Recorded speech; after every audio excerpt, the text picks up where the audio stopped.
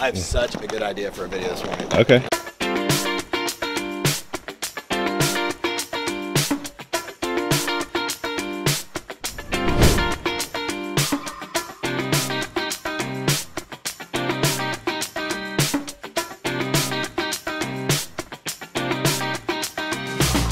So many people on social right now for the last couple of years have just been talking about hustle and grind, and I actually think it's kind of silly. I actually think that they're trying to convince people that don't work to go to work, because the vast majority of us that are entrepreneurs, the vast majority of us that are in sales, the people that are building a business, we work our butts off all the time. We don't need to be told to hustle or grind. Instead, I'd ask that group to consider it's about passion, it's about knowing what it is that you want, clarity, and it's about strategy, right? I think right now the game for people, especially in a shifting economy, is what is it that you really want? I've been talking to these clients, personal clients, CEOs of companies, rock star real estate salespeople and others about getting crystal clear about what they want in 2019. And because we've had such a tremendous run over the last decade, people seem to be a little complacent. They seem to be a little, I've made a lot of money, things are okay. Like it's like this status quo, just right? Like this complacency. So I think, resetting what matters to you, who matters to you, knowing what you know now, what is it that you really, really, really want, right? Lifestyle, finances, health and vitality, relationships, and in your business, what's the legacy that you want to leave? What's the impact you want to have? Trying to get people to get that charge, because without that charge, right, there's no juice. So that's the first thing. The second thing, after clarity, after you get clear and certain around what it is you want, and we all know you got to write it down, you got to break it down, you got to know your KPIs, you got to do all that stuff to make business work. But the second thing is, why do you want it? So many people are talking about hustle and grind. Just coming back to that for a second. I think it's interesting. I think they should spend way more time getting people to get certain about why they're doing what they're doing. Like, what is their motive for action, right? Jim Rohn said a million years ago that if the why is strong enough, that the how becomes easy, right? If I know my reasons for taking action, if I know my reasons for making phone calls, if I know my reasons for improving my skills, putting in the extra time, doing the hours, working 7 days a week, whatever it may be, if my reasons are strong enough, the how becomes automatic. It almost begs the question, is the thing that drives you the most, is it something that is something you strive for? Is it something that, is achievable? Because, maybe that's different from a goal, right? Like a goal is like, hey, I'm gonna work towards something, I'm gonna get to it, and then I'm gonna accomplish it, put the, flag on the mountain, etc. Which, by the way, I know it's gonna sound funny, it's the end of the year and we're helping people create their strategic plans and we're all setting our own intentions and goals.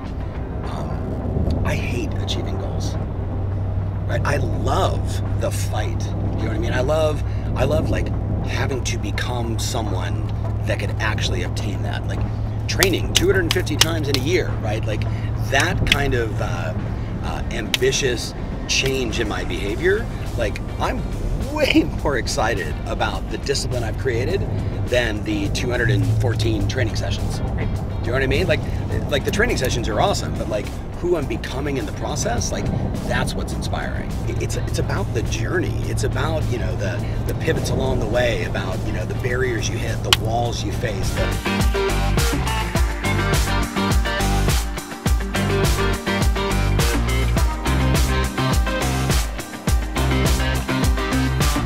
Well, ladies and gentlemen, we'd like to be the first welcome to Washington, D.C., where the local time is 5:44.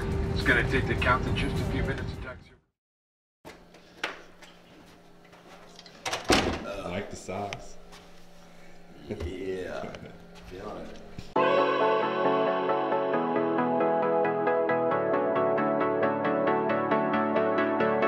This would be number 211 or 212 when I flip my phone. So, just keeping it real, baby. Consistency, consistency, consistency.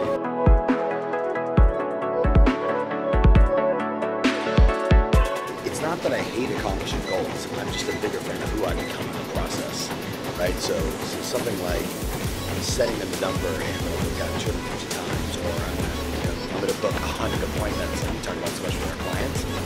It's not getting to the goal. It's the breakthrough. It's the transformation. It's like you know, the butterfly coming out of the cocoon. Like, it's that experience of working through the process to achieve a goal that's so meaningful to me.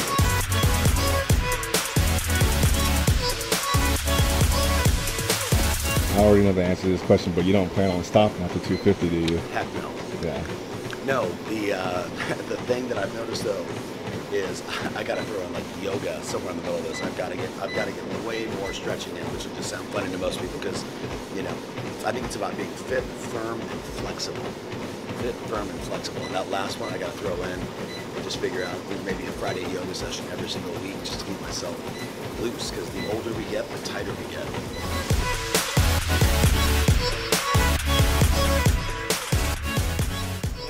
Andrew, pleasure, buddy. Nice to meet you. You too. I'm just finished my first full year. All right.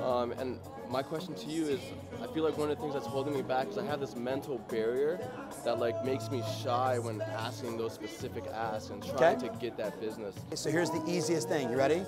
Shoulders back, hands to your side. If I said to you, do you ever play any sports ever? Yeah. Okay, so how did you prepare yourself before you played sports?